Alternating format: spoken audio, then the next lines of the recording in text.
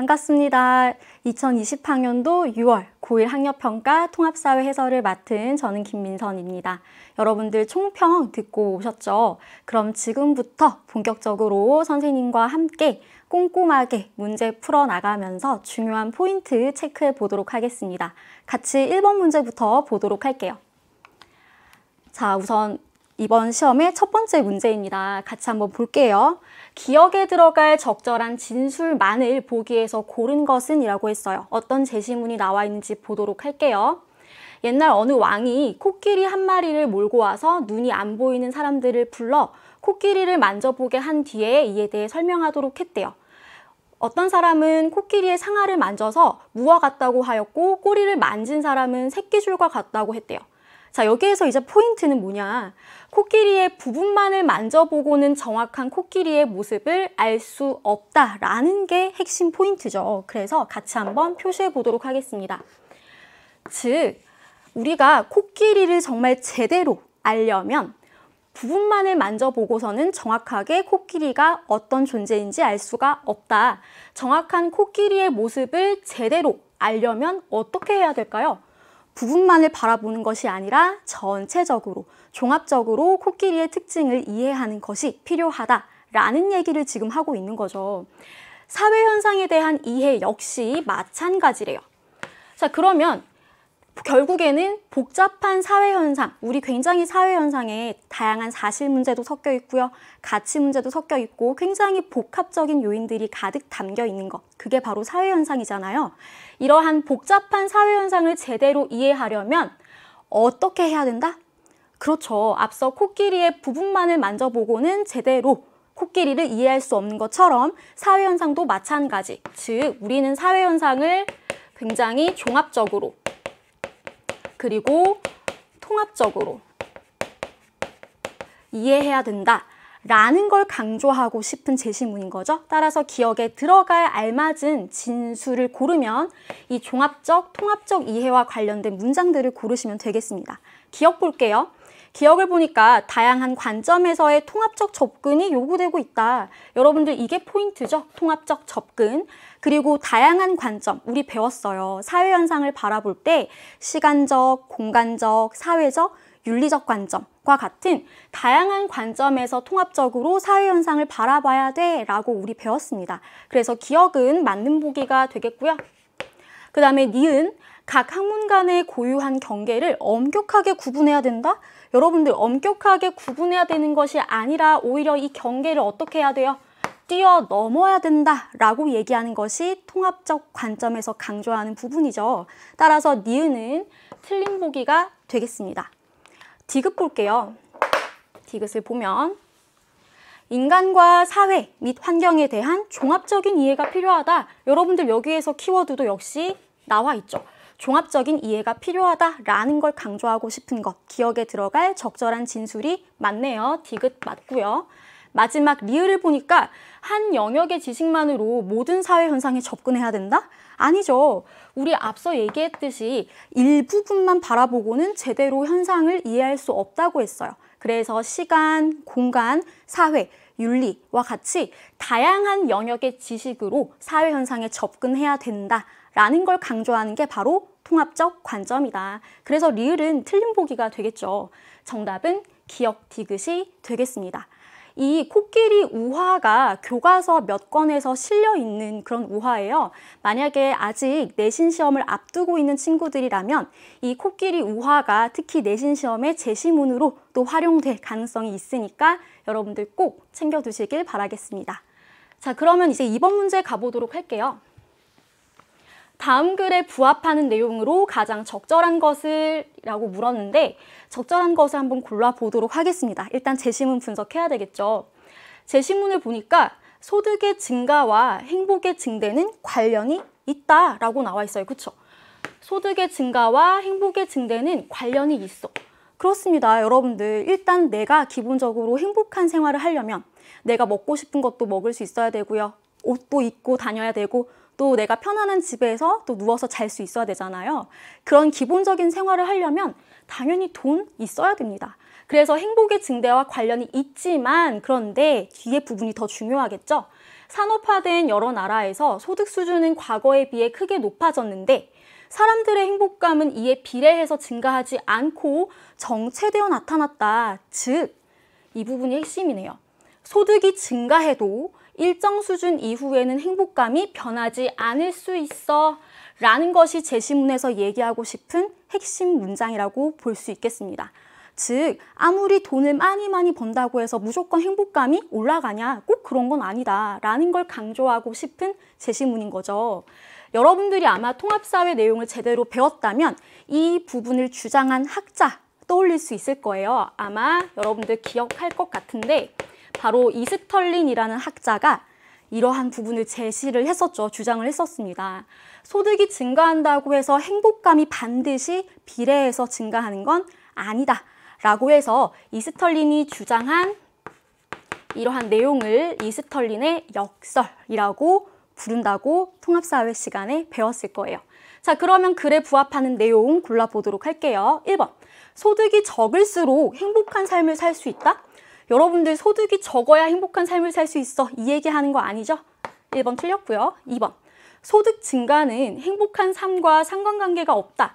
여러분들 실제로 우리 내신 시험에서도 이 주제와 관련된 문제가 나올 때 자주 등장하는 함정선지입니다.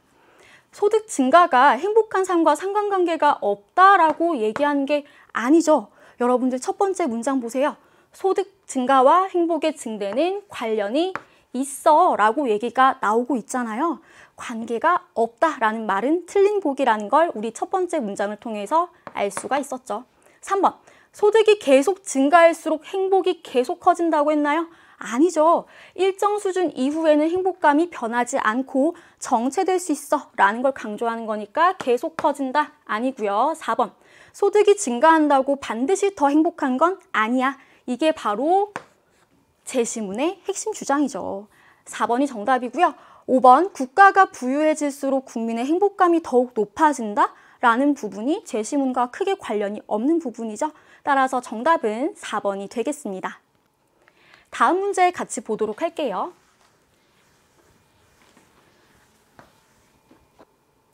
자, 3번 보도록 할게요. 그림은 어느 환경 문제와 관련된 포스터다. 우리 환경 문제, 굉장히 다양한 환경 문제들을 경험하고 있다라는 것도 우리 수업 시간에서 배웠을 거예요. 어떤 환경 문제가 나타나 있는지를 우리가 먼저 파악을 해야 되는데 여기 지금 보니까 비 내리는 남극 펭귄 가족을 살려주세요 라고 이렇게 호소를 하고 있는 포스터가 나와 있습니다. 남극 굉장히 추운 지방이잖아요. 그런데 왜 눈이 아니라 비가 내리는 걸까요? 그건 지구가 점점 어떻게 되고 있기 때문에 더워지고 있기 때문에 그런 거죠. 즉, 이 포스터에 나타난 환경 문제는 바로 어떤 환경 문제임을 알 수 있어요? 그렇죠. 바로 지구온난화 문제를 알리고 싶은 포스터구나 라는 걸 우리는 파악했어요. 그런데 문제에서 묻는 건 뭐냐면 이 환경 문제가 심화될 경우에 나타날 수 있는 변화를 고르는 것이 아니라 적절하지 않은 것을 고르라고 했어요. 그렇죠? 적절하지 않은 걸 고르라고 했어요. 그러면 이 지구온난화로 인해서 나타날 수 있는 변화들은 무엇이 나와 있는지 같이 보기를 통해서 살펴보도록 할게요. 자, 1번 보겠습니다. 북극해의 해수 염도가 낮아질 것이다 라고 했어요. 여러분들 이 1번 보기는 지구온난화로 인해서 나타날 수 있는 변화 맞나요? 맞죠? 그쵸? 이 지구가 점점 더워지면서 빙하가 녹게 되고 그에 따라서 해수 염도가 점점 낮아질 것이다 라고 우리가 추측할 수 있죠. 따라서 1번은 이 지구온난화로 인해 나타날 수 있는 적절한 변화입니다. 2번, 냉대림의 분포 면적이 넓어질 것이다. 여러분들, 냉대림은 어떤 곳에서 자라는 숲이에요? 그렇죠. 바로 추운 곳에서 자라는 숲이잖아요. 이 냉대림의 분포 면적이 넓어질까요? 좁아질까요? 지구가 더워지면 점점 좁아지겠죠. 따라서 2번 보기가 적절하지 않은 변화라고 볼 수 있겠네요. 그 다음에 3번. 만년설이 감소할 것이다. 그렇죠. 여러분들 지구가 점점 더워지니까 당연히 눈도 녹겠죠. 그래서 3번 적절한 변화라고 볼 수 있겠고요. 그 다음에 4번 보도록 하겠습니다. 남태평양 섬에 해안 저지대가 침수될 것이다. 이것도 지구 온난화로 인해서 나타날 수 있는 가장 대표적인 문제로 알려져 있죠. 이 빙하가 녹고 해수면이 올라가면서 해안 저지대가 침수될 거다라고 우리 충분히 지구 온난화로 인해서 나타날 변화로 추측할 수 있습니다.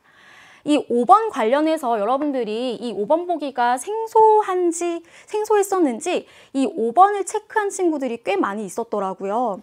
여기 한번 같이 보도록 할게요. 열대성 질병과 관련된 피해가 늘어날 것이다. 그렇죠, 여러분들. 지구가 점점 더워지고 있어요. 그래서 원래는 열대지방에서 주로 나타나던 질병이었는데 이제는 지구가 더워지니까 이 열대지방에서 나타나던 질병이 더욱더 늘어나고 그 피해 또한 더욱더 확대될 거다라고 추측할 수 있죠. 실제로 이 5번 보기와 3번 보기, 3번 보기가 아니라 2번 보기, 이 2번과 5번은요. 지난 3월 학력평가에서도 출제되었던 비슷한 보기로 출제되었던 것들이에요. 그만큼 중요하다라는 건데 예를 들면 기온이 상승할수록 모기 개체수가 또 증가하거든요. 그로 인해서 나타날 수 있는 여러 가지 열대성 질병, 말라리아라던가 아니면 댕기열과 같은 질병으로 인한 피해가 더욱더 늘어날 것이다 라고 지구 온난화를 통해서 충분히 우리는 추측할 수 있습니다. 따라서 5번 보기 꼭 체크해 두시고요. 정답은 옳지 않은 2번이었다라는 거 기억하시면 되겠습니다. 그 다음에 4번 같이 볼게요. 다음 자료는 국가별 관광 상품을 정리한 거다. 가나다에 해당하는 국가를 지도의 ABC에서 고른 것은 이라고 했습니다. 여러분들 우리 이번 단원, 우리 이번 출제 범위에서 굉장히 지리 파트에 해당되는 주제들이 많이 포함되어 있었죠. 이 지리 파트에서는 특히 이 지도 문제 정말 꼭 나옵니다. 그래서 여러분들이 중요하게 혹은 자주 나오는 국가의 위치 정도는 알아두면 좋을 것 같아요. 우선 지도 먼저 같이 볼게요. 지도를 보면은 이 A 국가는 어딜까요? A 국가는 바로 아이슬란드죠. 아이슬란드고요. 그 다음에 B, 여기는 어딜까요? 바로 몽골이죠. 그 다음에 C, 여기가 어디냐면요. 바로 페루예요. 근데 사실 A, B, C 각각이 어떤 나라인지 나라 이름을 알지 않아도 여러분들 충분히 풀 수 있는 문제입니다. 지금부터 같이 분석해 보도록 할게요. 우선 각 국가에서 내놓은 관광 상품을 보니까 낙타와 말을 기르며 생활하는 유목민 가옥 체험을 한대요. 여기에서 키워드를 표시해 보면 낙타, 여러분들 낙타 하면 뭐가 떠올라요? 사막이 떠오르죠, 그렇죠? 우리가 사막을 떠올려 볼 수 있고요. 낙타나 말을 기르면서 생활하는 유목민 가옥 체험을 하고 할 수 있는 관광 상품을 각 국가에서 제시를 한 거예요. 유목민, 이게 포인트죠. 유목이 뭐예요? 그렇죠. 이동 생활을 하는 것. 그게 바로 유목 생활이잖아요. 이 유목민들이 거주하는 가옥, 그리고 낙타가 보이는 사막. 바로 이 각 국가는 여러분들 어떤 기후 지역에서 볼 수 있는, 어떤 기후 지역에 있는 국가인가요? 그렇죠. 바로 건조기후 지역. 건조기후 지역에서 이러한 모습들을 파악할 수 있죠. 낙타, 그리고 이동생활을 하는 유목민, 그리고 이러한 유목민들이 이동생활을 좀 더 용이하게 하기 위해서 만든 가옥을 우리가 뭐라고 부른다고 했죠? 맞아요. 바로 이동식 천막집이라고 부른다고 했고, 우리 여기에 지도에 몽골이 나와 있으니까 이 몽골의 대표적인 이동식 가옥, 이동식 천막집의 이름이 뭐였냐면요. 게르였어요. 그래서 실제로 교과서나 문제집에 이 몽골의 게르와 관련된 사진들이 굉장히 자주 보인다는 거. 이것도 체크해 두시면 좋겠죠. 게르의 모습. 그래서 이 각 국가는 건조기후 지역에 있는 국가예요. 우리가 몽골이라고 파악할 수 있지만 이 몽골이라는 나라 이름을 모르더라도 건조기후 지역에 위치한 국가가 가구나라는 걸 일단 캐치할 수 있겠죠. 그 다음에 나아보도록 하겠습니다. 지열발전소 견학, 지열을 이용한 발전소가 있거나 혹은 노천, 온천, 여러분들 온천, 뜨거운 물이잖아요. 이 온천이나 혹은 지열을 이용한 발전이 이루어지는 곳은 주로 어디 근처예요? 그렇죠. 화산 근처에서 이러한 것들을 볼 수가 있죠. 그래서 화산, 선생님 여기 써보겠습니다. 이 화산 지형과 관련된 관광 상품을 지금 나 국가에서 내놓은 거예요. 그리고 이와 더불어서 백야 체험을 할 수 있대요. 여러분들 백야가 뭔가요? 한여름인데도 밤에 어두워지지 않는 현상을 우리가 백야 현상이라고 부르죠. 이 백야 현상은 주로 어디에서 볼 수 있냐면요. 주로 고위도 지방에서 볼 수 있는 현상입니다. 그래서 이 나가 아이슬란드라는 것을 모르더라도 이 백야 현상이 주로 고위도 지방에서 나타나기 때문에 여러분들이 이따 지도에서 이걸 통해서 국가 위치를 찾을 수도 있어요. 같이 이따 볼게요. 그 다음에 마지막으로 달을 보니까 연중 봄과 같은 기후가 나타나고 있어요. 연중 1년 내내 온화한 기후가 나타나는 고산도시 트레킹 상품을 내놓은 국가가 바로 달이에요. 자, 여러분들 1년 내내 온화한 고산도시, 온화하기 때문에 도시가 또 발달되어 있겠죠. 사람들이 살기 좋은 그런 기후, 조건을 갖췄으니까요. 바로 이 단은 어딜까요? 지금 이거 이제 지울게요. 단은 정확한 나라 이름을 모르더라도 이러한 특징이 나타나는 곳은 바로 열대기후 지역, 열대기후 지역의 고산지대에서 이러한 관광 상품을 내놓을 수 있겠구나 라고 우리가 파악할 수 있습니다. 그리고 이 백야를 통해서 우리는 고위도 지방에서 이러한 현상을 목격할 수 있지 라는 것도 파악할 수 있고요. 자, 그러면 여러분들 골라볼게요. 사실 이 가 같은 경우에는 이렇게 유목 생활이 이루어지고 있고요. 낙타를 기르고 건조기후 지역이에요. 바로 어디예요? 비죠. 그쵸?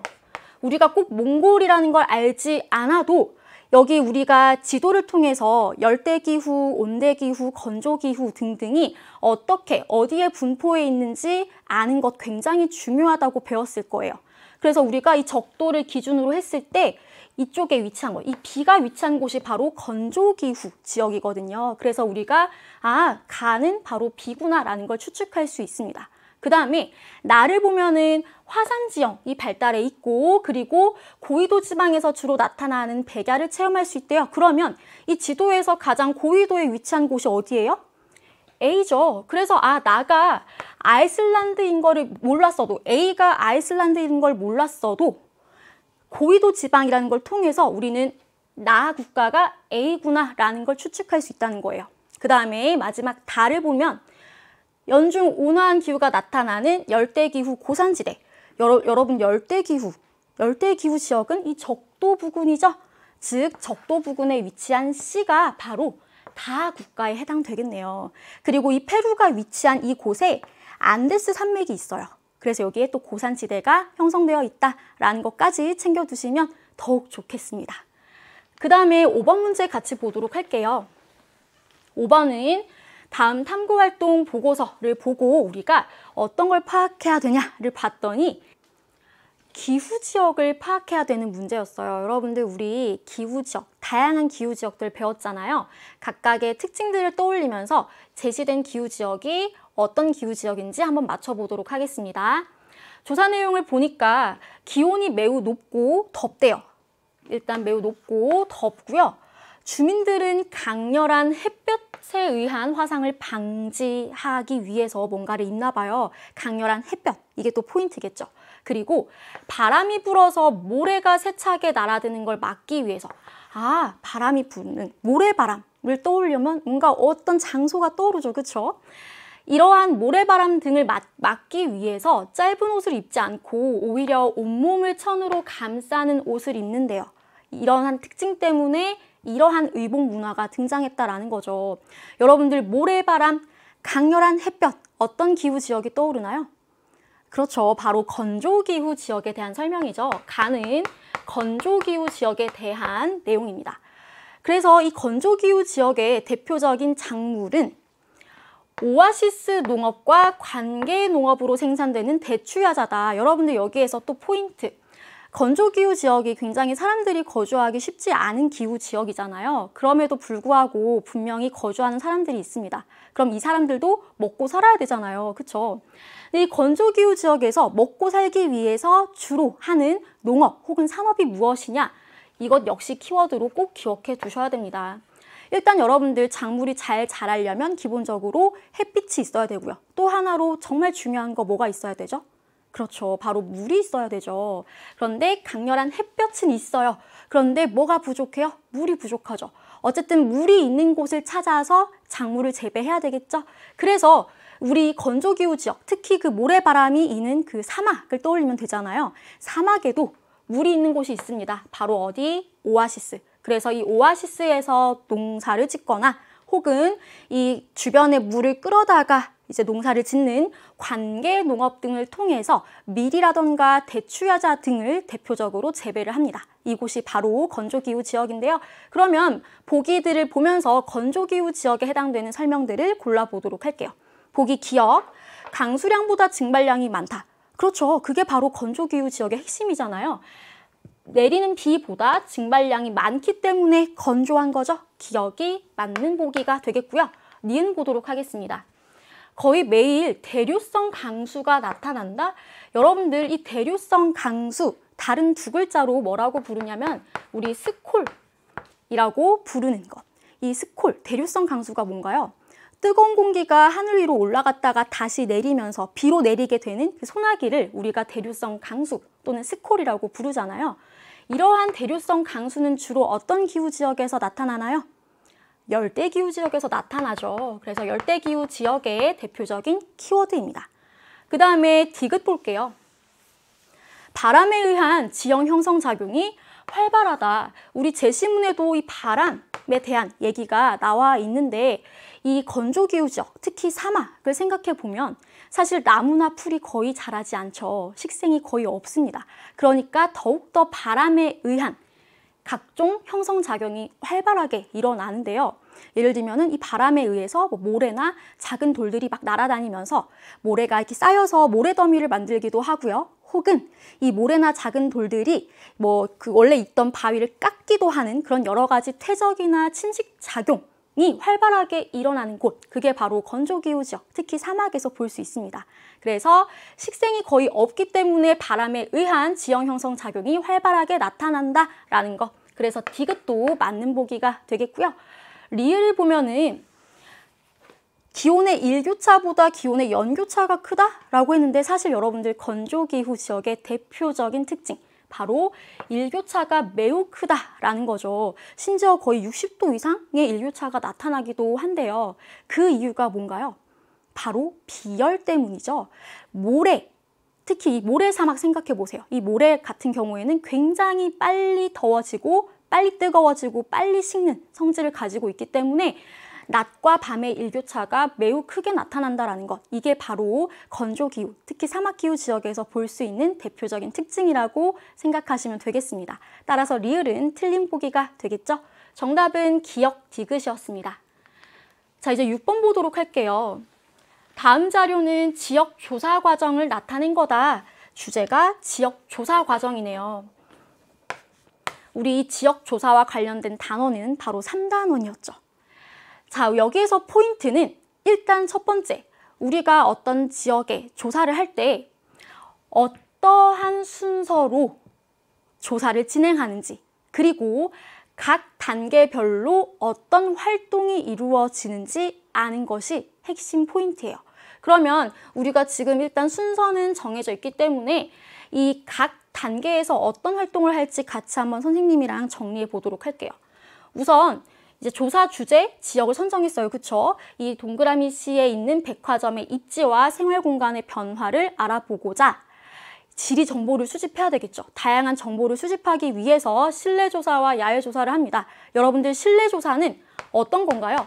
지도라던가 아니면 문헌, 각종 통계 자료 등을 활용해서 정보를 수집하는 것.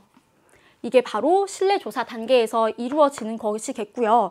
그리고 이와 더불어서 이후에 야외 조사를 하러 갈 때 계획을 세워서 가야 되잖아요. 그래서 야외 조사를 위한 계획을 세우는 활동 또한 실내 조사 단계에서 이루어집니다. 그 다음에 야외 조사에서는 어떤 활동들을 할까요? 말 그대로 정말 이 조사 지역에 직접 찾아가서 답사를 하거나 답사를 하거나 혹은 이 답사를 하면서 여러 가지 관찰도 하고요. 촬영도 하고요. 그 지역의 사람들과 함께 면담도 하고 이러한 과정들을 거치는 단계가 바로 야외조사 단계겠죠. 이렇게 열심히 실내조사와 야외조사를 통해서 정보를 수집했습니다. 그럼 이제 뭐 해야 돼요? 정보를 분석해야 되죠. 그래서 이 정보를 보기 좋게 표현하기 위해서 여러 가지 도표라던가 각종 지도 혹은 주제도 등을 활용해서 자신이 수집한 정보를 보기 좋게 표현하는 활동을 하는 단계가 바로 지리정보 분석 단계입니다. 그리고 마지막에는 보고서 작성을 하겠죠. 그러면 각각의 가나다에 해당되는 활동들을 한번 골라보도록 할게요. 보기 기억. 백화점 주변 지역을 답사한다고 했어요. 그리고 경관을 촬영한다고 했어요. 직접 이 지역에 찾아가서 답사를 하고 촬영 등을 하는 활동은 어떤 단계에 해당되는 활동인가요? 그렇죠. 바로 야외조사에 해당되는 활동인 거죠. 따라서 여기다가 선생님이 써보면 나에 들어갈 활동이 바로 기억이 되겠네요. 그쵸? 그 다음에 니은 보도록 하겠습니다. 백화점 주변의 경관 변화에 대한 문헌 자료를 도서관에서 수집한대요. 포인트는 문헌 자료를 수집한다. 우리 문헌 자료 어디에서 수집해요? 그렇죠. 실내조사 단계에서. 실내조사 단계. 따라서 가에 알맞은 활동이 바로 니은이 되겠네요. 그 다음에 디귿 보도록 하겠습니다. 수집된 자료를 토대로 백화점 입지 전후의 지가 변화를 지도로 제작한대요. 자, 일단 자료는 수집했어요. 각종 정보를 수집하고 이 이후에 이걸 보기 좋게 정리해서 지도로 제작한다, 표현한다 라는 것은 어떤 단계? 그렇죠. 도표나 주제도 등을 통해서 표현하는 이 지리 정보 분석 단계에 들어갈 활동이 되겠죠. 따라서 다에 들어갈 활동, 디귿이 되겠고요. 리을 보도록 하겠습니다. 시청을 방문해서 담당 공무원과 면담을 한대요. 직접 시청을 방문해서 지역 변화에 대해 면담을 하는 것, 이것 역시 어떤 조사 단계에 속하는 활동인가요? 바로 야외조사에 속하는 단계죠. 직접 답사. 그래서 야외조사에 해당되는 활동이라고 볼 수 있겠습니다. 따라서 나의 리을도 포함이 되겠네요. 그러면 알맞은 보기를 찾아서 답을 체크하시면 되겠죠. 그 다음에 7번 문제 같이 보도록 하겠습니다. 다음은 가나 지역에 대한 다큐멘터리 촬영 계획서래요. 기억 니은에 들어갈 내용으로 옳은 것을 고르라고 했습니다. 자, 일단은 또 역시 지도가 등장했어요. 그쵸? 여러분들 이 문제 역시 지리 주제와 특히 더 관련이 있는 문제고요. 지도 문제는 정말 꼭 나온다는 거. 그래서 여러분들 교과서나 문제집에 담겨있는 지도들도 꼭꼭 체크하셔야 돼요. 자, 일단은 보니까 이 가에서 우리가 볼 수 있는 경관을 봤더니 기역으로 형성된 U자국을 발견할 수 있나 봐요. 볼 수 있나 봐요. 여러분들 이 U자국이 어떤 요인으로 형성되었냐를 묻는 문제인 거죠. 그쵸? 그 다음에 오른쪽을 봤더니 이 나하 지역에서 볼 수 있는 모습은 니은으로 형성된 수천 개의 섬과 바위 기둥이 솟아있는 카르스트 지형을 볼 수 있대요. 여러분들 이게 핵심이죠. 결국 이 지금 7번 문제에서 묻고 있는 건 U자국과 카르스트 지형과 같은 독특한 지형 경관들이 어떤 요인으로 형성되었냐를 묻는 문제예요. 그래서 보기를 보면 U자국의 형성 요인이 뭐냐 여기에서 골라봐라. 그리고 카르스트 지형이 형성된 요인은 무엇이냐 골라봐라 라는 거잖아요. 같이 보도록 하겠습니다. 이 U자국 같은 경우에는 여기 사진을 보세요. 빙하가 깎아 만든 이 U자형 골짜기에 바닷물이 들어와서 형성된 경관, 지형이 바로 U자국이에요. 선생님 방금 뭐라고 얘기했어요? 빙하가 여기를 지나가면서 깎은 거예요. 깎아서 만든 U자형 골짜기에 바닷물이 쑥 들어와서 만들어진 지형이 바로 U자국이다. 그래서 여러분들 이 U자국은 빙하의 침식 작용에 의해서 만들어진 지형 경관이다 라고 여러분들이 정리하실 수 있겠죠. 이 U자국을 볼 수 있는 대표적인 나라가 어디냐면요. 여기가 어디냐면 바로 노르웨이입니다. 노르웨이. 그렇고요. 그 다음에 이 카르스트 지형. 사실 이 교과서에서 이 사진들을 정말 자주 볼 수 있어요. 여러분들 이 사진도 잘 기억해 두면 좋을 텐데 이 카르스트 지형이 나타나는 이 곳은 바로 어디냐면 여기에 위치한 나라가 바로 베트남이에요. 베트남 할롱베이에서 이러한 경관을 파악할 수 있는데 이 카르스트 지형 같은 경우에는 어떻게 형성되었나요? 바로 석회암이 빗물이나 지하수 등에 의해서 녹아서 없어지면서 생기게 된 지형이 바로 카르스트 지형입니다. 따라서 여러분들 사실 정확한 나라 이름을 알지 않아도 U자국과 카르스트 지형과 같은 독특한 지형 경관이 어떻게 형성되었는지 그 요인만 확실하게 정리해 두면 쉽게 풀 수 있는 문제였어요.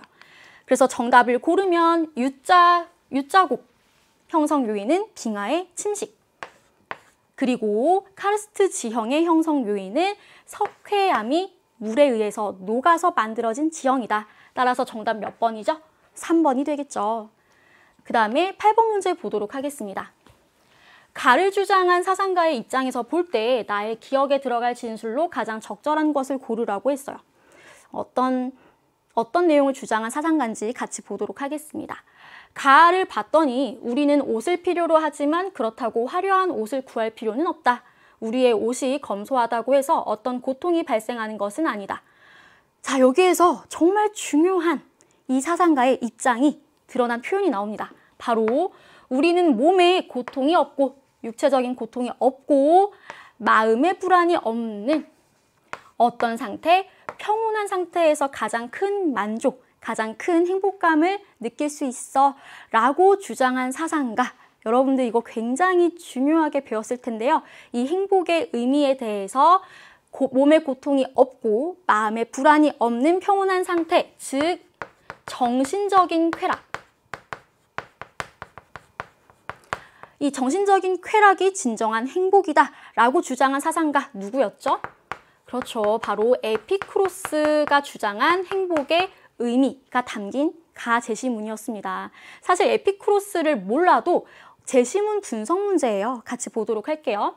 나의 기억에 들어갈 진술, 행복한 삶을 살기 위해서 어떻게 해야 되나요? 그러면 이 가사상가의 입장에서 정신적인 쾌락, 정신적인 만족에 초점을 두는 얘기를 하겠죠. 그럼 1번 보도록 하겠습니다.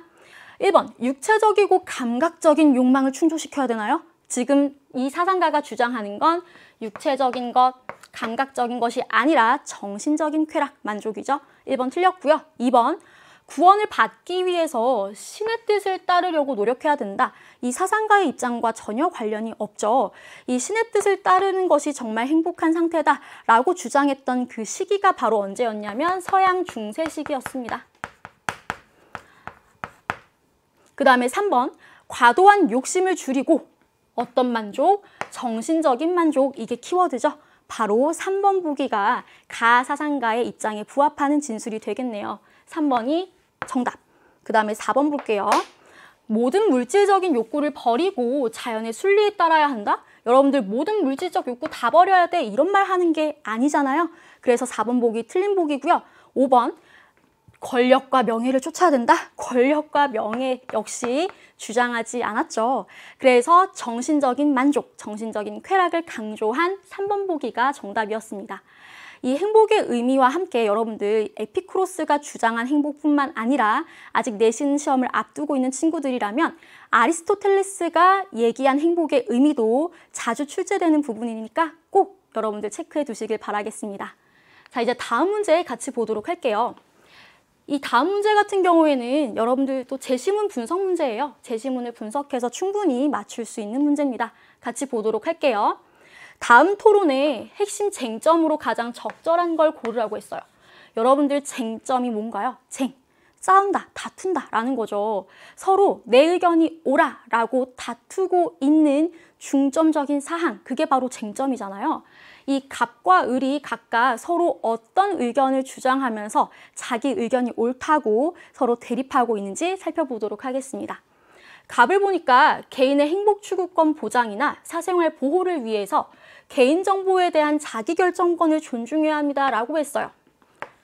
그쵸? 갑이 지금 뭐라고 얘기했냐면 개인정보에 대해서 스스로 자율적으로 결정하고 관리할 수 있는 권리를 존중해줘야 돼요. 왜? 개인의 행복 그리고 사생활 보호를 위해서. 그랬더니 을이 뭐라고 얘기했냐면 동의한대요. 동의한대요. 다만 이제 뒷부분이 중요하겠죠. 공익과 관련된 개인의 정보는 개인 마음대로 삭제해서는 안 된다라는 부분이 뭔가 갑과 대비되는 입장인 것 같아요. 그쵸? 다시 보겠습니다. 갑을 보니까 아닙니다. 원하지 않는 개인의 정보를 삭제할 수 있는 이칠 권리는 어떤 경우에도 무조건 보장해야 합니다. 라고 얘기를 하고 있어요. 그런데 을은 뭐라고 얘기하냐? 지금 이제 서로 지금 다투고 있는 거죠? 그렇지 않습니다. 이칠 권리도 중요하지만 이를 지나치게 강조하면 국민의 알 권리가 심각하게 침해될 수 있어요. 그래서 이칠 권리를 무조건 보장해 주는 건 바람직하지 않아요 라고 얘기하는 게 바로 을의 입장이에요. 지금 갑과 을이 어떤 부분에서 다투고 있는지 알겠죠? 그러면 여러분들 1번 보겠습니다. 정보사회에서 개인의 사생활을 존중해야 되는가? 이 부분에 대해서 갑이 동의하나요? 그렇죠. 갑 동의하죠. 적어볼게요. 갑 동의합니다. 예스. 개인의 사생활 존중해야 돼, 보호해야 돼 라고 여기에서 얘기하고 있어요. 그쵸? 을 역시 어떤가요? 동의한다고 했어요. 그래, 개인의 행복 중요하고 사생활 보호 중요해, 동의해. 다만 공익과 관련된 개인의 정보를 개인 마음대로 결정하고 관리해서는 안 돼 라고 주장하고 있지. 개인의 사생활을 존중해야 되냐? 존중해야 돼 라고 을도 동의를 하고 있습니다. 예스. 따라서 이 1번 보기는요. 갑과 을이 서로 다투고 있는 쟁점이 아니에요. 그래서 1번 보기는 틀린 보기가 되겠고요. 2번 보도록 하겠습니다. 정보의 가치는 사회적 효용으로 결정할 수 있는가? 지금 이 갑과 을이 정보의 가치는 사회적으로 우리에게 얼만큼의 많은 이익을 가져다 주는지에 따라서 결정이 되고 안 되고를 지금 논하고 있나요? 아니죠. 이것과 상관없는 보기였고요. 3번. 사이버 공간에서의 표현의 자유를 인정해야 되는가? 이 표현의 자유와 관련해서 역시 토론을 벌이고 있는 제시문이 아니죠. 그래서 표현의 자유도 아니고요. 그 다음에 4번. 해킹을 방지하기 위한 제도적 장치를 마련해야 돼. 혹은 마련해서는 안 돼. 이런 식으로 다투고 있는 제시문도 전혀 아니죠. 관련이 없습니다. 5번. 개인정보에 대한 자기 결정권을 절대적으로 보장해야 되는가? 이것에 대해서 여러분들 갑은 뭐라고 하나요? 예스라고 하죠. 개인정보에 대한 자기 결정권, 이칠 권리는 어떤 경우에도 무조건 보장되어야 돼 라고 얘기하는 반면 을 같은 경우에는 아니야. 국민들의 알 권리가 심각하게 침해될 수 있다는 걸 고려해야 되고 공익을 고려해야 돼. 그래서 절대적으로 자기결정권을 보장해야 되냐? 그건 아니야. 라고 지금 서로 이 질문에 대해서 대립하고 있습니다. 따라서 5번 보기가 바로 이 토론의 핵심 쟁점이라고 볼 수 있겠죠. 그 다음에 10번 보도록 할게요. 갑, 을의 입장으로 적절한 것만을 보기에서 고르라고 했어요. 자, 이 제시문 문제는 어떤 주제와 관련된 문제냐면요. 바로 인간이 자연과 어떤 관계를 맺어야 되는지 혹은 자연을 어떤 관점으로 바라보고 있는지 파악하는 문제예요. 우리 자연과는 크게 두 가지가 있다고 배웠습니다. 하나는 인간 중심주의, 그리고 다른 하나는 생태 중심주의였는데요. 같이 한번 갑과 을의 관점 분석해 보도록 할게요. 우선 갑을 보니까 인간은 자연의 사용자이자 해석자래요. 자연을 사용하는 사람이 바로 인간이야. 그리고 인간의 지식이 곧 인간의 힘이고 여기 굉장히 중요한 표현이 나오죠. 자연을 정복해야 돼. 라고 주장하고 있습니다. 즉 인간이 자연보다 더 우위에 있고 인간은 자연을 사용하고 정복할 수 있는 힘을 가지고 있어. 인간을 중심에 놓고 생각하는 갑은 바로 어떤 관점을 지니고 있나요? 그렇죠. 바로 인간 중심주의의 관점을 가지고 자연을 바라보고 있죠. 을 보도록 하겠습니다. 을은 인간은 생명 공동체의 평범한 구성원이자 시민이야. 우리는 인간에 대한 존중뿐만 아니라 생명 공동체 자체에 대한 존중, 자연에 대한 존중이 필요해. 대지와 사람의 조화. 이 대지가 결국 뭐예요? 자연이잖아요.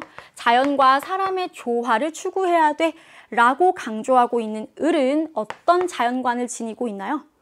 그렇죠. 바로 생태중심주의 관점을 지니고 있는 사람이라는 걸 알 수가 있죠. 그러면 보기 분석해 보도록 할게요. 기억. 갑을 보니까 자연의 가치는 유용성을 기준으로 판단해야 돼. 여러분들 유용성, 이게 포인트죠. 자연은 우리에게 얼마나 유용하냐, 얼마나 많은 이익을 가져다 주냐에 따라서 가치가 결정돼 라고 갑이 주장을 할까요? 그렇죠.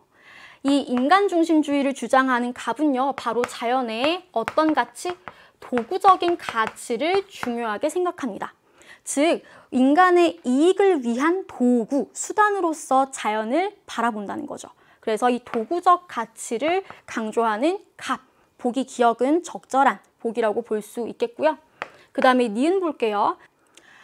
을은 생태계 전체를 하나의 살아있는 유기체로 보아야 한다라고 주장을 할까요? 이 생태 중심주의, 생태계 전체를 하나의 살아있는 유기체로 보아야 된다라고 보는 관점이 맞는 보기죠. 그리고 이렇게 하나의 살아있는 유기체로 보아야 한다고 보는 관점을 우리가 뭐라고 부르냐면 전일론적 관점이다 라고 부릅니다.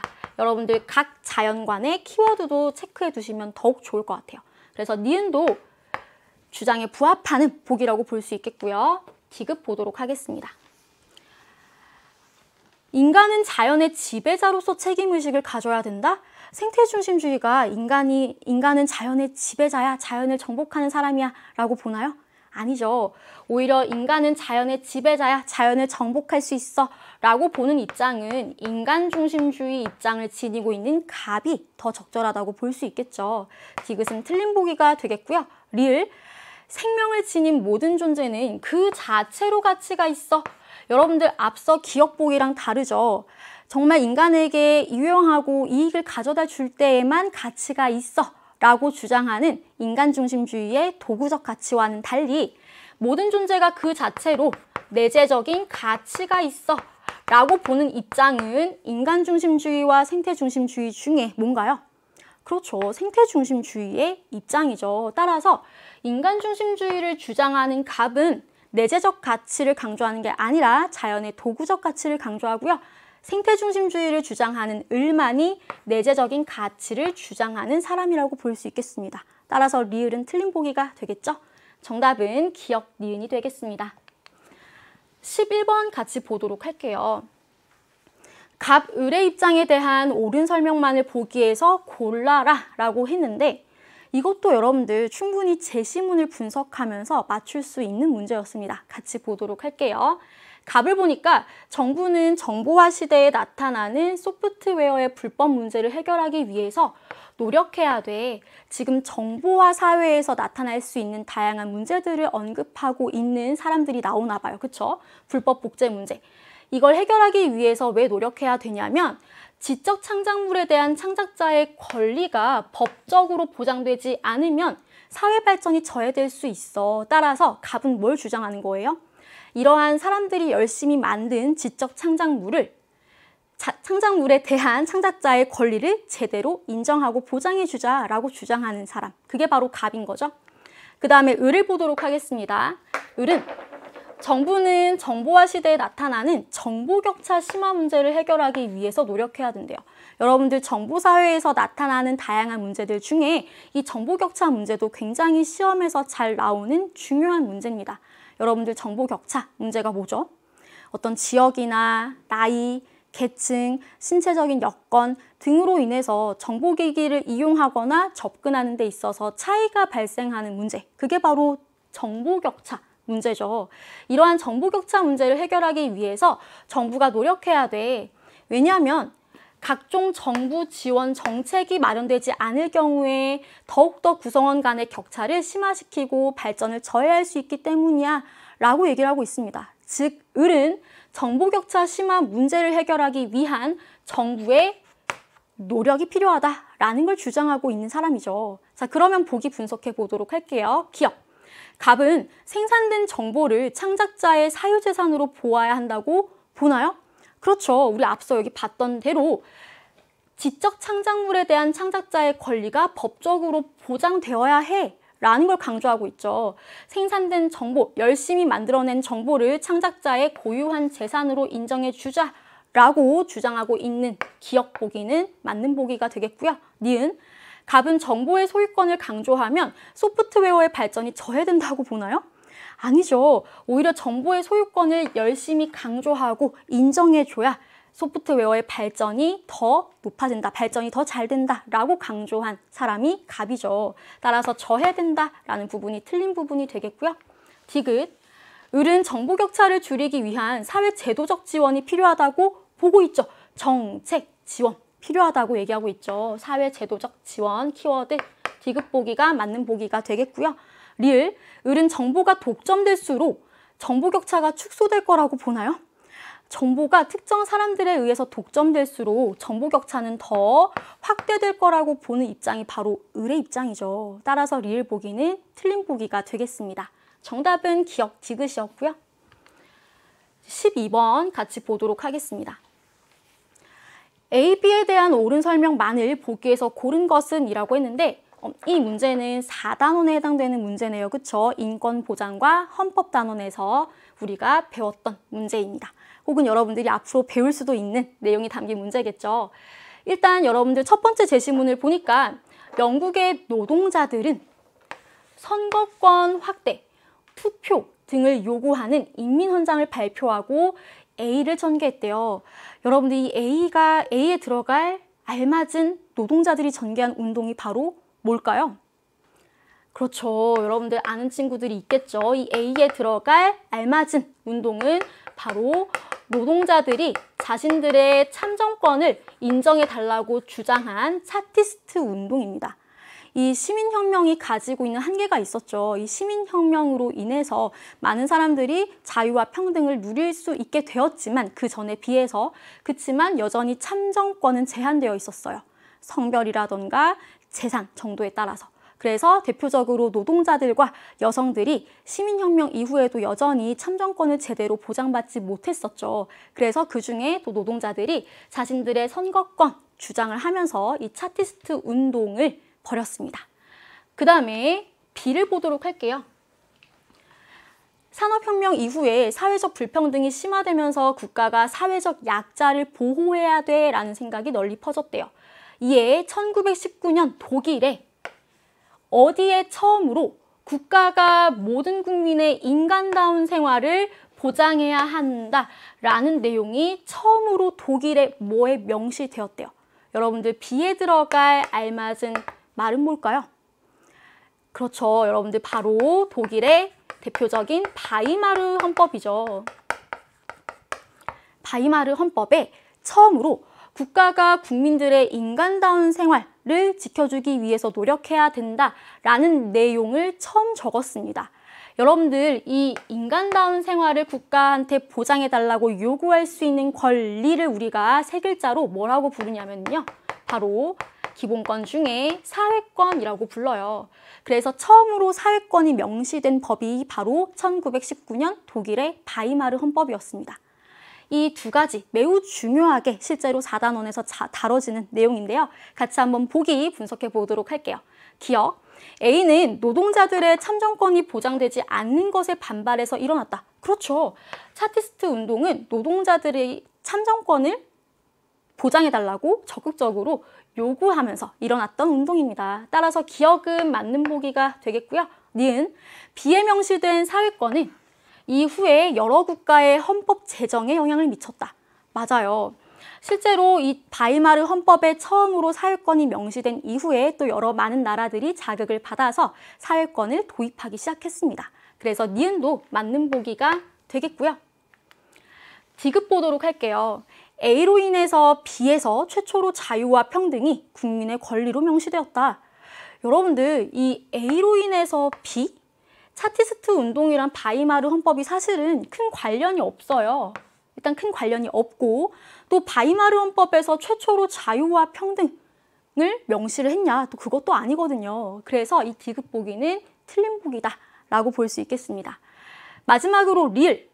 연대권의 보장을 A, B 모두 목적으로 한다라고 했는데 여러분들 연대권이라는 게 무슨 권리인지 알아야 돼요. 이 연대권은 국가와 개인 간의 관계를 넘어서서 국제적인 연대와 협력을 할 수 있는 권리, 즉 이 연대권은 전 지구적 차원의 권리라고 부르기도 합니다.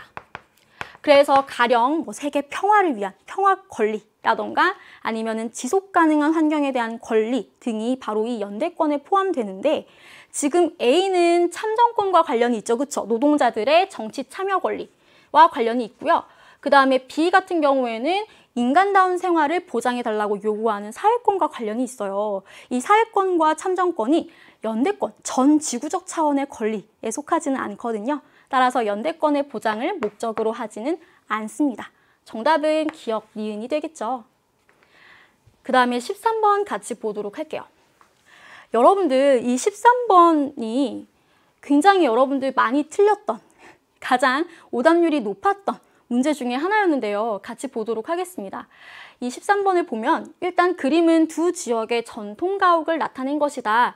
일단 전통가옥, 각 기후지역에 나타나는 다양한 모습의 전통가옥을 비교하는 문제는요. 정말 이 주제에서 반드시 출제되는 중요한 주제입니다. 전통가옥을 보고 우리가 가와 나 지역에 해당되는 기후를 맞출 수 있어야 돼요. 같이 보도록 할게요. 가를 보니까 습기와 해충을 막기 위한 고상가옥 포인트죠. 이렇게 지표면으로부터 위로 띄워서 만든 고상가옥. 습기나 해충, 그리고 땅에서 올라오는 열기를 막기 위해서 지은 이 고상가옥은 어떤 기후지역에서 주로 나타나는 가옥이죠? 그렇죠. 바로 열대기후지역에서 주로 나타나는 가옥 구조다라고 볼 수 있겠죠. 반면에 나를 봤더니요. 타이가. 이 타이가의 침엽수. 여러분들 타이가 침엽수 어떤 기후지역에서 잘 자라는 대표적인 숲인가요? 그렇죠. 바로 냉대기후지역이죠. 이 냉대기후지역에서 이러한 침엽수, 나무로 만든 통나무 집들이 자주 보입니다. 그래서 나는 냉대기후라고 볼 수 있겠죠. 자, 그런데 지금 문제에서 묻는 건 나 지역의 상대적인 특징을 고르래요. 이 냉대기후 지역이 열대기후 지역과 달리 갖는 어떤 비교되는 상대적인 특징을 여기 이 새로운 그래프에서 찾아야 돼요. 여러분들 이 그래프도 굉장히 고등학교 내신 시험에서 자주 볼 수 있는 그래프예요. 흔히 뭐 정육면체 혹은 주사위 그래프라고 부르기도 하는데, 이걸 어떻게 분석해야 되는지 여러분들이 막막했을 수 있고요. 그 다음에 두 번째로 이 세 가지 기준 중에 하나에 대해서 특히 여러분들이 많이 헷갈려 했던 것 같아요. 그 부분을 짚어드리도록 하겠습니다. 자, 우선 냉대기후 지역에서 우리가 파악할 수 있는 비교되는 특징 보도록 할게요. 일단 지금 제시된 특징 기준이 위도와 연교차, 연강수량이죠. 냉대기후 지역은 첫 번째, 위도. 열대기후 지역에 비해서 위도가 높은 곳에 위치해 있나요? 위도가 낮은 곳에 위치해 있나요? 위도가 높은 곳에 위치해 있죠. 고위도 지역에서 우리가 냉대기후 파악할 수 있잖아요. 위도는 높고요. 그 다음에 연강수량. 연강수량은 어떤가요? 열대기후 여러분들 생각나나요? 열대기후 지역이 정말 덥고 기온이 높고 게다가 뭐도 많이 내려요? 비도 많이 내린다고 했어요. 그래서 열대기후 지역에 비하면 냉대기후 지역은 연강수량이 적다라고 볼 수 있겠습니다. 그 다음에 세 번째로 연교차. 여러분들이 이 연교차를 많이 헷갈려 했을 것 같아요. 이 연교차 같은 경우에는 특히 겨울에 기온이 굉장히 낮은 지역, 겨울에 기온이 낮은 지역에서 연교차가 굉장히 크게 나타납니다. 그래서 주로 이 연교차는 고위도 지방으로 올라갈수록 연교차가 크게 나타나요. 물론 남극이나 북극같이 진짜 여름에도 너무 추워. 그런 지역은 이제 여기에 약간의 예외가 있겠지만 일반적으로는 냉대기후 지역까지, 즉 고위도 지역으로 올라가면 올라갈수록 연교차가 크게 나타난다라는 것. 여러분들이 이 부분을 놓치시면 안 되겠습니다. 자, 그러면 같이 볼게요. 일단 여러분들 위도가 높아. 그러면 여기에서 어떤 걸 제외해야 되는지 먼저 보면 돼요. X 표시를 하면 되는데, 위도가 높으니까 높음에 위치해 있는 A, B, C 말고 낮음에 위치해 있는 D와 E를 없애주면 되는 거예요. 그 다음에 연강수량은 열대기후 지역에 비해서 냉대기후 지역이 적죠. 그쵸? 그래서 연강수량을 봤더니 오른쪽으로 가면 갈수록 많고 왼쪽으로 갈수록 적어요. 즉 그러면 여기 오른쪽에 위치한 C는 해당이 안 되겠죠. 연 강수량이 열대기후 지역보다 냉대기후 지역은 적으니까 A, B 중에 이제 하나야. 그 다음에 연교차는 어떻다고 했어요? 연교차는 열대기후 지역에 비해서 높습니다. 큽니다. 그래서 여러분들 연교차가 큰 쪽은 이렇게 앞쪽으로 올 때야. 그래서 여러분들 뒤쪽에 있는 낮음에 속한 B는 지우시고요. A를 고르시면 되는 거예요. 이렇게 각 기준을 분석해서 해당되지 않는 걸 하나씩 지워가는 방식으로 정육면체 그래프가 나왔을 때 풀이를 하시면 되겠습니다. 정답은 A가 되겠죠. 이 문제가 가장 높은 오답률을 보인 문제였고요. 14번 보도록 하겠습니다. 다음 법률 조항이 보장하고자 하는 권리에 대한 옳은 설명만을 보기 위해서 고른 것은 이라고 했어요. 이것도 사실은 거의 제시문 분석 문제에 가깝긴 합니다. 같이 보도록 할게요. 이 제1조, 제2조에 나타난 권리가 무엇이냐. 1조를 보니까 국민의 주거 안정, 주거 수준 향상 목적으로 한대요.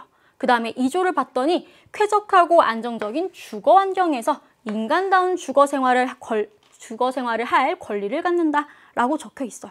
그럼 여러분들 키워드가 뭐예요? 주거. 그쵸? 그래서 이 1조와 2조에서 보장하고자 하는 권리는 바로 주거권입니다. 쾌적하고 안정적인 주거 환경에서 거주할 수 있는 권리. 이 주거권과 관련된 옳은 설명 골라볼게요. 기억. 근대 시민혁명을 계기로 확립된 권리다? 여러분들 이것도 잘 기억해둬야 돼요. 근대 시민혁명을 계기로 확립된 권리는 절대 군주로부터 억압받던 상황에서 벗어나려고 했던 것, 즉 자유를 굉장히 갖고 싶어 했고, 이와 더불어서 많은 사람들이 평등하게 살아갈 수 있는 사회를 꿈꿔서 이 시민들이 혁명을 일으켰던 것, 그게 바로 근대 시민혁명이에요. 따라서 근대 시민혁명을 계기로 확립된 권리는 바로 자유권과 평등권이 되겠습니다. 그래서 주거권은 아니다라는 것.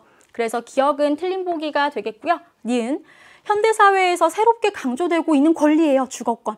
그리고 이와 더불어서 현대사회에서 강조되고 있는 주거권 이외의 환경권, 안전권 등도 여러분들 체크해 두셔야 됩니다. 니은은 맞는 보기가 되겠고요. 디귿 국가의 간섭에서 벗어나 자유로운 생활을 보장하기 위한 권리다. 여러분들 간섭에서 벗어나서 나 건드리지 마, 나 자유롭게 생활하도록 내버려둬 라고 주장하는 권리가 바로 뭔가요?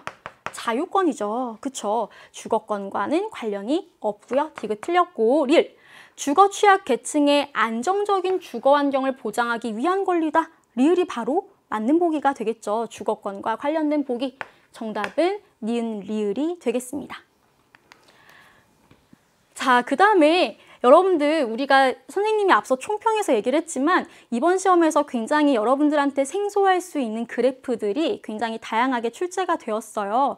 이 15번도 오답률이 높았던 문제였었죠. 같이 보도록 할게요. 자료에 제시된 지역의 변화로 옳은 것을 그래프의 A, B, C, D, E에서 고르라고 했어요. 그럼 도대체 어떤 변화가 나타났는지 제시문을 한번 보도록 하겠습니다. 동그라미 지역은 과거에는 논농사 중심의 전형적인 농촌이었대요. 아, 선생님이랑 같이 한번 정리해 볼게요. 과거와 현재를 지금 비교를 해야 돼요. 그쵸? 과거와 현재. 근데 과거에는 농촌 사회였어요. 그쵸? 농촌. 전형적인 농촌 사회였다가 인근 대도시로 연결되는 고속국도가 개통되면서 교통 여건이 크게 개선되는 바람에 인근 대도시로부터 많은 인구가 유입되고 이로 인해서 여기가 포인트죠. 논에는 대규모 아파트 단지가 들어섰고요. 각종 상업시설들이 입지하였다라는 것. 그래서 뭔가 현재는 과거와 달리 더 도시화가 되었다라는 걸 우리가 파악할 수 있어요. 그런데 우리가 지금 분석해야 되는 건 이 그래프입니다. 이 그래프에서 제시한 기준은요, 두 가지예요. 경지 면적과 인구 밀도.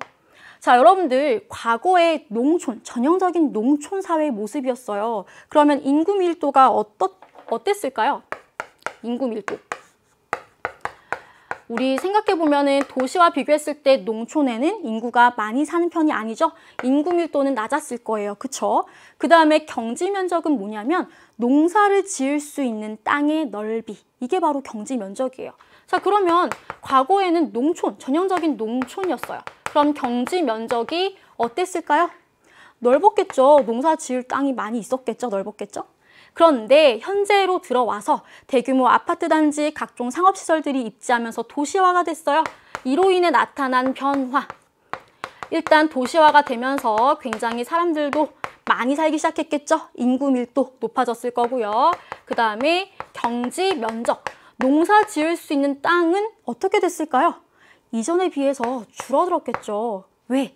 아파트 단지, 상업시설 입지하면서 농사 지을 수 있는 땅이 줄어들었겠죠. 따라서 이 변화를 우리가 지금부터 그래프에서 찾으면 돼요. 자, 과거에는 인구 밀도 어땠어요? 낮았어요. 그쵸? 인구 밀도가 낮았어. 과거에 낮았는데 경지 면적은 넓었어. 그러면 인구 밀도는 낮았는데 경지 면적은 넓었던 요 동그라미가 바로 과거였어요. 그런데 어떻게 변했냐면 현재는 인구 밀도가 높아졌어요. 인구 밀도가 높아졌고요. 그쵸? 그 다음에 경지 면적은 좁아졌어요. 이렇게 가야 돼. 그러면 경지 면적은 좁고 인구 밀도는 높은 이 동그라미가 바로 현재의 위치예요. 자, 그러면 어떻게 변화한 거예요? 과거에서 현재로 이렇게 변화한 거죠. 즉, 이 지역의 변화로 옳은 것은 바로 이렇게 변화한 이다라는 것. 이렇게 그래프를 분석하시면 되겠습니다. 정답은 2고요. 이제 16번 같이 보도록 할게요. 이 16번은 1단원에서의 정말 중요한 핵심 주제죠. 바로 다양한 관점에서 사회현상을 이해하는 것. 그래서 이 다양한 관점으로 가불병정이 우리나라의 인구 고령화 현상에 대해서 얘기를 나누고 있습니다. 각각 어떤 관점으로 얘기를 하는지 같이 보도록 할게요. 우선 갑을 봤더니 저출산과 청장년층의 인구 유출로 인해서 농촌의 노인 인구 비율이 도시보다 매우 높게 나타나고 있어요. 즉, 농촌과 도시, 이 두 공간을 비교해서 이 공간적인 측면에 초점을 맞춰서 사회현상, 고령화 현상을 바라보고 있네요. 그러면 갑은 어떤 관점? 그렇죠. 우리 다양한 관점, 시간, 공간, 사회, 윤리적 관점 중에 갑은 공간적 관점으로 고령화 현상을 바라보고 있네요. 을을 보도록 하겠습니다.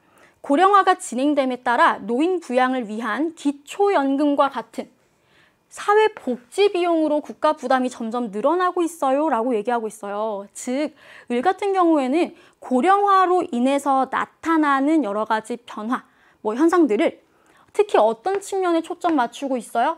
기초연금과 같은 우리나라에서 지원해주는 이런 사회복지 제도에 초점을 맞춰서 고령화 현상을 바라보고 있죠. 제도적인 측면에 초점을 맞추고 있다라는 것. 그래서 을은 어떤 관점? 사회적 관점으로 고령화 현상을 바라보고 있습니다. 그 다음에 병을 볼게요. 고령화로 인해서 증대되는 노인 부양 부담은 개인보다는 사회와 정부가 책임을 지는 것이 바람직하다고 생각해요 라고 얘기하고 있어요. 개인보다는 사회와 정부가 노인 부양의 부담, 책임을 지는 게 더 바람직해 라고 우리 사회가 나아가야 될 바람직한 방향에 대해서 얘기를 하고 있고요. 이게 옳다, 바람직하다 라고 가치 판단을 하고 있죠. 이렇게 바람직한 방향을 제시하거나 가치 판단을 하는 관점을 우리가 뭐라고 부르죠?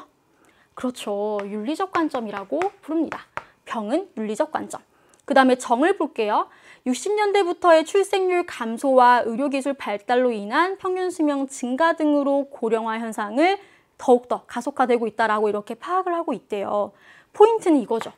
1960년대부터, 즉 역사적인 과거로부터 현재까지 이어지는 모습을 살펴보면서 고령화 현상을 분석하려고 하고 있어요. 즉, 시간적인 배경, 맥락에 초점을 두고 사회현상을 바라보는 관점, 정은 바로 시간적 관점으로 바라보고 있습니다. 자, 그러면 보기 기억 볼게요. 기억. 갑은 고령화 현상의 공간적 특징을 살펴보고 있다? 그렇죠. 공간적 관점이니까요. 기억은 맞는 보기. 니은, 을은 제도적 측면에서 고령화 현상의 문제점을 분석하고 있죠. 사회복지 제도의 측면에서 봤을 때 과도한 복지 비용으로 인해서 국가 부담이 늘어나고 있어 라고 제도적 측면으로 고령화 현상의 문제점을 분석하고 있습니다. 니은도 맞는 보기가 되겠고요. 디귿, 병은 고령화 현상을 가치 중립적인 입장에서 평가하고 있다? 여러분들 가치 중립적인 입장이 아니라 이 병은 사회와 정부가 책임을 지는 게 바람직해, 옳아 라고 가치를 개입하고 있죠. 가치 중립적인 입장에서 평가하고 있는 게 아닙니다. 가치 판단을 하고 있는 관점. 따라서 디귿 보기는 틀린 보기가 되겠고요. 리을. 정은 고령화의 진행 과정을 시간적 맥락과 무관하게 파악하고 있다? 아니죠. 이 시간적인 맥락을 적극적으로 고려하고 파악하고 있잖아요. 따라서 무관하게가 틀린 부분이 되겠습니다. 그래서 각 관점의 주요 키워드들도 잘 꼼꼼하게 체크해 두시면 더욱 좋겠죠. 그 다음에 17번 같이 보도록 할게요. 다음 글에서 강조하고 있는 입장으로 가장 적절한 것은 이 문제도 정말 쉬운 문제예요. 제시문 분석 문제거든요. 같이 보도록 하겠습니다.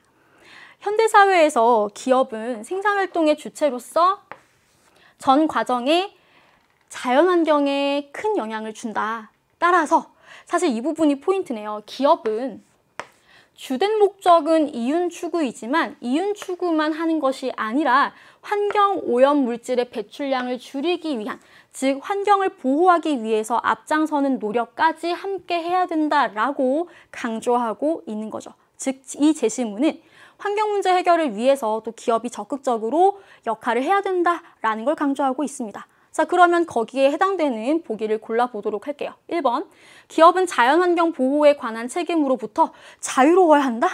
라고 보는 게 아니죠. 자연환경 보호에 관한 책임을 적극적으로 져야 된다. 강조하고 있습니다. 그래서 1번은 틀린 보기가 되겠고요. 2번, 기업은 이윤 창출 활동을 배제하고 자연환경을 보호해야 된다? 배제하는 건 아니죠. 여기 보세요. 이윤 추구해. 그것뿐만 아니라 환경 보호하는 데도 힘써 라는 게 제시문의 포인트죠. 배제하는 것은 아닙니다. 그 다음에 3번, 기업은 환경오염 문제 해결에 이바지하기 위해 노력해야 돼. 이게 바로 제시문의 핵심 입장이죠. 4번, 기업은 시장 원리에 따라서 오직 원가 절감을 위해서 힘써야 된다? 오직 싸게 만드는 것, 이런 것에만 집중하는 것이 아니라 환경에 미칠 영향도 고려해야 돼 라는 게 제시문의 입장이잖아요. 틀렸고요. 5번, 기업의 이윤 극대화 추구가 기업의 유일한 목적이다? 아니죠. 이윤 추구도 하고 이와 더불어서 환경 보호에도 앞장서는 것이 기업이 앞으로 추구해야 될 목적이다 라는 걸 강조하고 있는 거죠. 정답은 3번이 되겠고요. 18번 문제 보도록 하겠습니다. 이 18번 문제에 나와 있는 세계인권선언도요, 굉장히 내신 시험에서도 정말 자주 출제되는 중요한 제시문이에요. 이 세계인권선언 각 조항에서 우리가 파악할 수 있는 권리들이 무엇인지 여러분들이 쏙쏙 체크하고 뽑아내시면 됩니다. 같이 보도록 할게요. 세계인권선언 중요한 제시문이라고 했고요. 우리 같이 1조, 2조가 아니라 1조랑 27조 분석해 보도록 할게요. 1조를 보니까 모든 사람은 태어날 때부터 자유롭고 존엄하고 평등하대요. 아, 모든 사람은 이라고 했으니까 누구에게나 이러한 것이 적용되는구나. 즉, 보편적이다 라는 거구나 라는 걸 우리가 알 수가 있고요. 그 다음에 태어날 때부터 라고 했어요. 즉, 우리는 태어날 때부터, 이걸 표현하는 말이 바로 천부적이다 라는 표현이죠. 그쵸? 태어날 때부터 자유롭고 존엄하고 평등하대요. 이러한 소중한 권리를 누가, 대통령이나 왕이 우리한테 준 것이 아니라 하늘이 준 거다. 즉 태어날 때부터 우리는 이 권리를 갖고 태어났다라고 주장하고 있는 제1조고요. 제27조는 모든 사람은 자기가 속한 사회의 문화 생활에 자유롭게 참여하고 예술을 즐기고 과학의 진보와 혜택을 공유할 권리가 있다. 여기서의 또 핵심 포인트, 문화생활에 참여하고 예술을 즐기는 것, 이게 바로 어떤 권리죠? 그렇죠, 문화권이죠. 그래서 이 각 조항에 나타난 권리 혹은 이 권리의 특징들을 살펴보았습니다. 그럼 같이 보기를 보도록 할게요. 기억. 인권은 보편적이고 천부적인 거야. 보편적, 누구나. 지금 모든 사람은 이렇게 자유롭고 존엄하고 평등하고 문화생활할 권리가 있어 라고 보편성을 인정하고 있죠. 그러한 내용이 담겨있는 조항들입니다. 그 다음에 천부적이야. 태어날 때부터 자유롭고 존엄하고 평등해 라는 걸 통해서 천부적이다 라는 것도 알 수가 있어요. 즉, 보기 기억은 우리가 제1조를 통해서 파악할 수 있는 문장. 그 다음에 니은 볼게요. 인권은 누구나, 그렇죠. 모든 사람이 누릴 수 있다고 했으니까 차별 없이 누릴 수 있는 거야. 차별 없이 평등하다라고 제1조에서 역시 강조하고 있죠. 이것도 역시 제1조에서 파악할 수 있다. 그 다음에 디귿. 모든 사람에게 문화권이 있음을 명시하고 있어. 모든 사람은 문화생활에 참여할 권리가 있다. 문화권을 강조한 제27조를 통해서 보기 디귿도 맞는 보기라는 걸 알 수가 있겠죠. 릴. 인권은 필요한 경우에 타인에게 양도 가능하다? 타인에게 내 권리를 마음대로 넘겨줄 수 있어요? 아니죠. 내가 가진 권리는 정말 소중한 나의 권리. 다른 사람에게 함부로 양도를 하거나 혹은 다른 사람이 내 권리를 함부로 침해할 수 없다라는 것. 우리 인권의 특징과 관련해서 이 불가침성, 양도할 수 없다라는 것도 중요한 특징으로 나옵니다. 그래서 가능한 것 아니고요. 따라서 맞는 보기는 기역, 니은, 디귿이 되겠네요. 세계 인권선언 제시문 꼭 기억해 두시면 좋을 것 같습니다.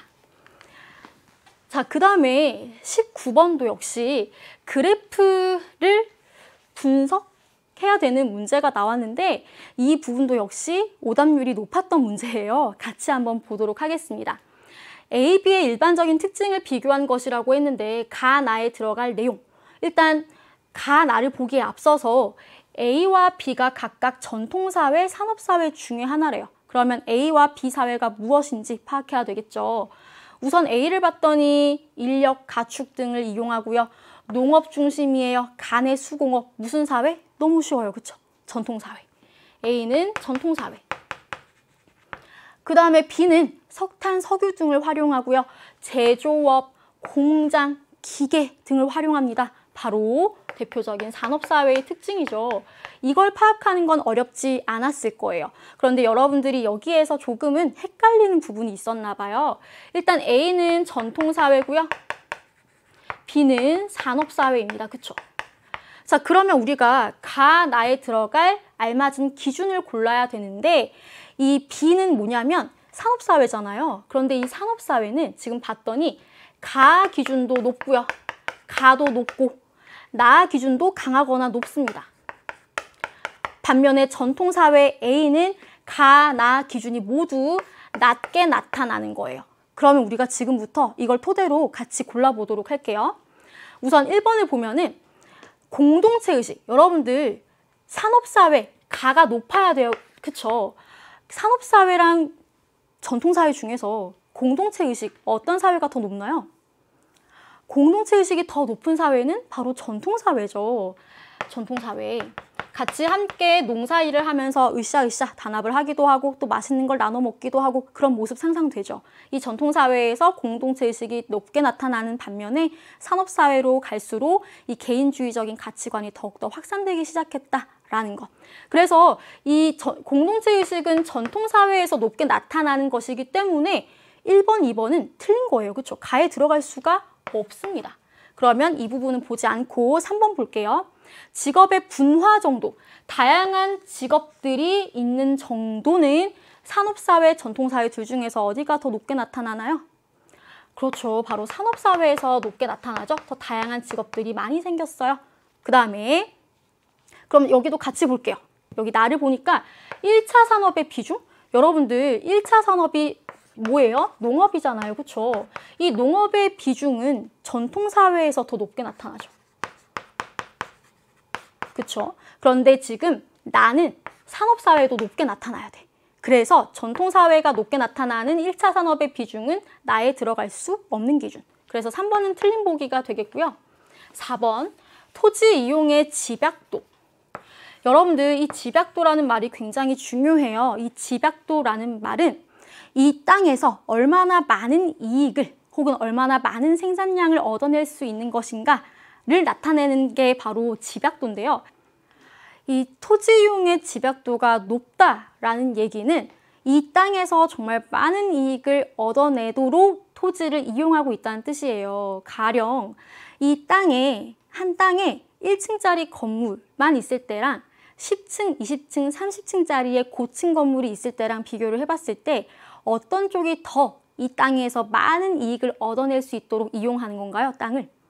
후자죠. 이 고층 건물이 있을 때 이 고층 건물을 딱 세워두면 이 땅에서 더 많은 이익을 얻을 수 있잖아요. 그래서 토지 이용의 집약도가 높다라는 건 그만큼 뭐 고층 건물, 아파트, 뭐 각종 상업시설 등등이 밀집해 있다라는 것을 뜻한다고 생각하셔도 돼요. 그래서 여러분들 토지 이용의 집약도가 산업사회는 높죠. 농촌, 전통사회에 비해서. 그래서 이 부분은 맞는 부분입니다.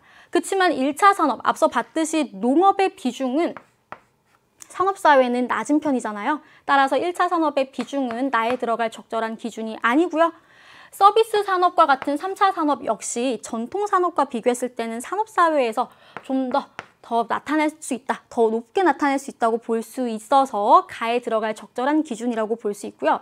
토지 이용의 집약도 앞서 얘기했듯이 산업사회에서 높게 나타난다고 했었죠. 따라서 가, 나 모두 높게 나타나는 5번 보기가 적절한 보기가 되겠다라는 거. 그래서 정답은 5번이었습니다. 그 다음에 여러분들 마지막 문제예요. 이 마지막 문제는 오답률 6위에 해당되는 문제였는데요. 이 도시 인구와 도시화율의 변화를 나타내는 그래프도 여러분들 내신 시험에서 자주 볼 수 있는 문제입니다.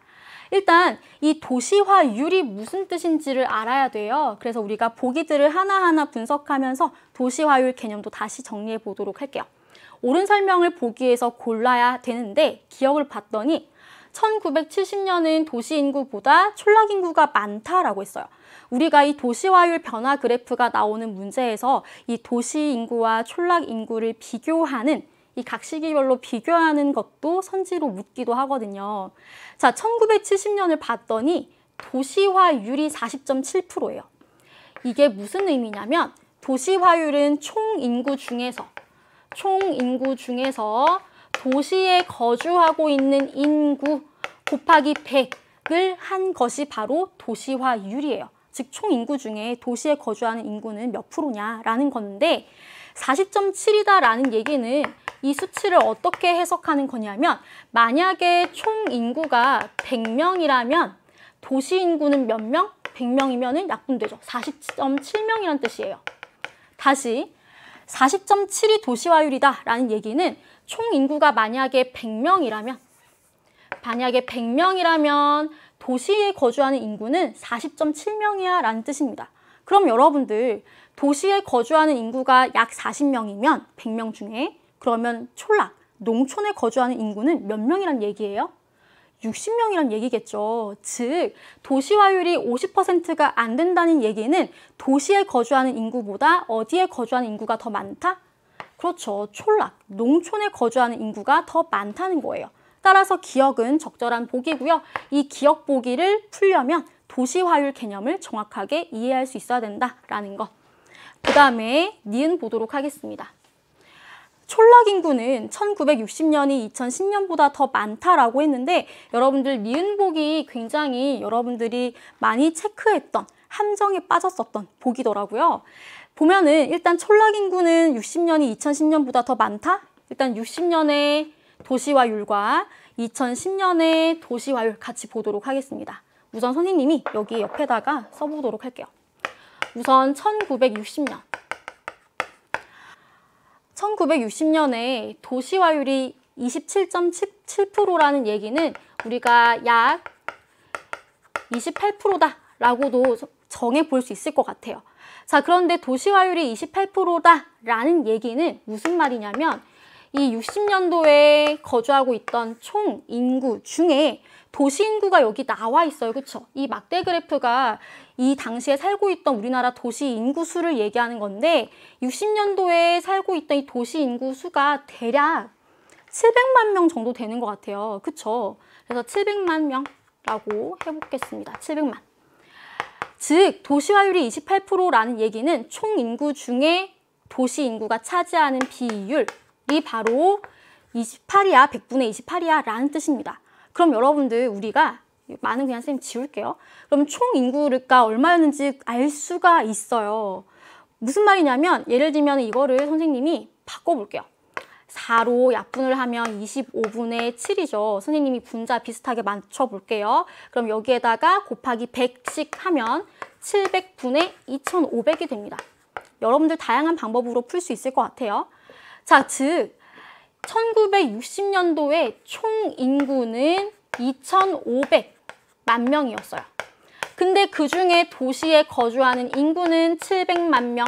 그럼 여러분들 촌락에 거주하는 인구는 몇백만 명일까요? 그렇죠. 1,800만 명이 되겠죠. 이렇게 해서 1960년에 거주하는 촌락 인구는 1,800만 명이구나 라는 걸 파악했어요. 그러면 이제 비교해 봐야 되겠죠. 2000 몇 년? 2010년. 2010년의 도시화율은 우리가 어떻게 파악하면 되냐면 도시화율을 봤더니 81.9%예요. 그러면 약 82%다라고 보면 되겠죠. 자, 우리 다시 분석해 보도록 할게요. 총 인구 중에 2010년에 거주하는 도시 인구는 여기 다시 막대 그래프 오면 지금 보니까 4천만 명이 넘어선 것 같아요. 그렇죠? 약간 넘었어요. 한 4,100만 명 정도 되는 것 같아요. 그렇죠? 그래서 4,100 이렇게 해보도록 하겠습니다. 총 인구 중에 4,100만 명. 이게 바로 도시화율이에요. 즉 100 중에 82만큼 차지한다라는 얘기죠. 그러면 여러분들 좀 더 쉽게 총 인구를 우리가 구하기 위해서 선생님이 4,100으로 분자 바꿔볼게요. 자, 이렇게 2로 약분하면 이렇게 되고요. 곱하기 100씩을 해주면 4,100 그리고 5,000이 되겠습니다. 그쵸? 이렇게 맞춰줬어요. 즉 2010년의 총 인구는 5천만 명이었어요. 그쵸? 그런데 도시에 거주하는 인구는 4,100만 명. 그러면 촌락에 거주하는 인구는 몇만 명이에요? 그렇죠. 900만 명이죠. 그래서 2010년에 촌락에 거주하는 인구는 약 900만 명이다 라는 걸 알 수가 있어요. 자, 그러면 비교하면 되죠. 니은 보기를 보면 촌락 인구는 1960년이 2010년보다 더 많다라고 했어요. 그렇죠. 900만 명보다 1,800만 명 더 많으니까 이 니은 보기는 맞는 보기가 되겠습니다. 그래서 여러분들 다양한 방식으로 또 풀 수 있을 것 같은데 선생님은 이렇게 푸는 방식을 보여드렸어요. 그래서 기억과 니은은 맞는 보기고요. 디귿 3차 산업 종사자 비중은 여러분들 3차 산업 시간이 현재로 다가오면 다가올수록 더 3차 산업 비중이 높아지죠. 오히려 1960년으로 갈수록 1차 산업 비중이 더 높아지잖아요. 따라서 이건 잘못된 부분이 되겠고요. 리을 1980년에서 90년이 2000년에서 2010년보다 도시 인구가 많이 증가하였다. 여러분들 80년에서 90년 도시 인구가 이렇게 증가했어요. 그쵸? 2000년에서 2010년 이렇게 증가했어요. 여러분들 증가폭이 어디가 더 큰가요? 1980년에서 90년 이게 더 증가폭이 크네요. 더 도시 인구가 많이 증가했다라고 보기를 분석할 수 있겠습니다. 그래서 기억, 니은, 리을이 맞는 보기가 되겠습니다. 여러분들 정말 지금 긴 시간을 걸쳐서 선생님과 함께 해설 강의를 열심히 들어줘서 정말 고마워요. 여러분들 오늘 정말 첫 실전 모의고사 치느라 고생 많으셨고 절대 여러분들 점수가 중요한 시험이 아닙니다. 이 시험을 통해서 앞으로 고등학교 사회 공부 어떻게 해 나가야 되는지 또 내가 조금 부족한 부분이 있다면은 어떻게 보완해 나가야 되는지 방향을 정하는 그런 도움이 되는 시험이 되셨으면 좋겠어요. 여러분들 정말 고생 많으셨고요. 여러분들의 통합사회 1등급 꽂기를 온 마음 다해 응원하도록 하겠습니다. 선생님이랑은 다른 강의에서 또 만날 수 있길 바랄게요. 여러분들 정말 고생 많았어요. 안녕!